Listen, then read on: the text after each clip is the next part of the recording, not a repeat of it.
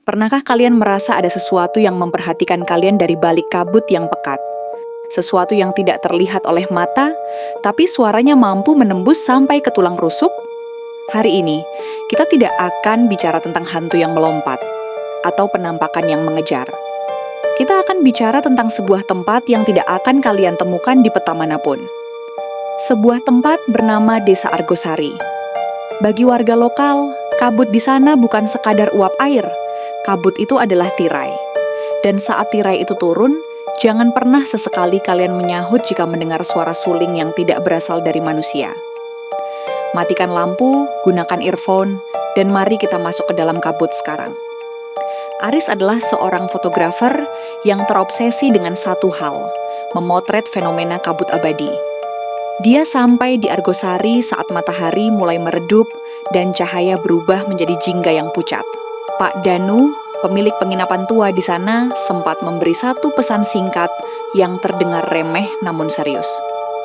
Beliau berkata, "Jangan keluar kalau kabut sudah setinggi lutut." Tapi Aris hanya tersenyum tipis. Sebagai orang kota, dia menganggap itu hanyalah bumbu mistis warga lokal. Namun, tepat jam 5 sore, kabut putih pekat merayap turun dari puncak bukit. Dinginnya luar biasa, menusuk pori-pori. Dan saat itulah, suara itu terdengar. Suara suling bambu yang nadanya panjang, mendayu, namun terasa sangat janggal. Melalui lensa kameranya, Aris melihat sesosok bayangan kurus di kejauhan, berdiri tegak di tengah kepulan putih yang bergerak. Bayangan itu diam membatu, tapi suara sulingnya semakin keras dan menyayat.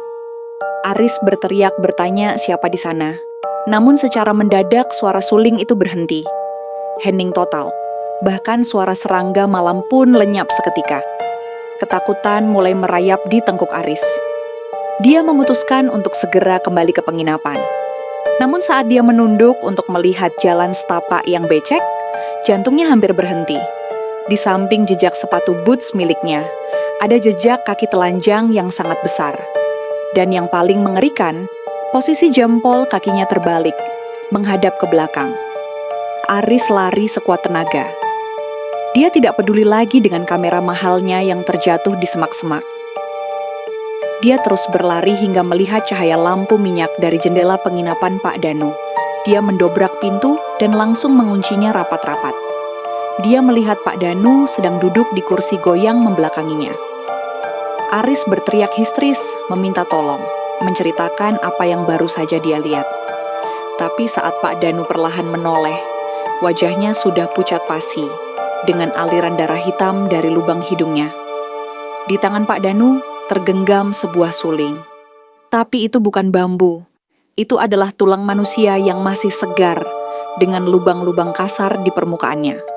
Pak Danu berbisik dengan suara parau, "Dia sudah di sini, Mas."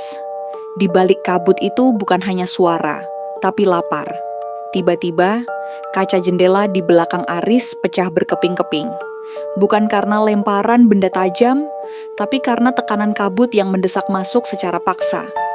Kabut putih itu merangsek ke dalam ruangan, membawa aroma tanah kuburan yang basah dan anyir.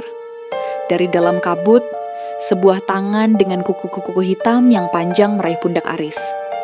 Aris ingin berteriak, tapi paru-parunya terasa penuh dengan uap air yang sangat dingin. Besok paginya, kabut menghilang, dan matahari bersinar sangat cerah di Desa Argosari. Aris tidak pernah ditemukan lagi. Hanya tertinggal sebuah kamera yang tergeletak di meja tamu penginapan.